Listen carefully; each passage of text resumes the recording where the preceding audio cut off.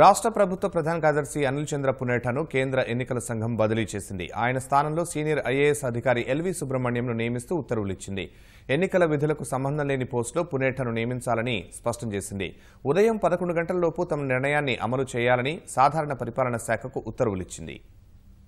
ప్రభుత్వ ప్రధాన కార్యదర్శి అనిల్ చంద్ర పునేఠాకు స్థానచలనం కలిగింది. ఆయన్ను ఈసీ ఆకస్మికంగా బదిలీ చేసింది. నిఘా విభాగాధిపతి AB Venkateswararao, Srikakulam SP Addala Venkataratnam, Kadapa SP Rahul Dev శర్మలను బదిలీ చేస్తూ మార్చి 26న ఈసీ ఆదేశాలిచ్చింది. మర్నాడు ఏఈ అధికారులు ఎన్నికల విధుల పరిధిలోకి వస్తారో పేర్కొంటూ పునేఠా ఉత్తర్వులిచ్చారు. నిఘా విభాగాధిపతి పోస్టుకు ఎన్నికల విధులతో సంబంధం ఉండదంటూ ఏబీ వెంకటేశ్వరరావుకు బదిలీల నుంచి మినహాయింపునిచ్చారు. ఈసీ ఇచ్చిన ఉత్తర్వులను పునేఠా రద్దు చేశారు.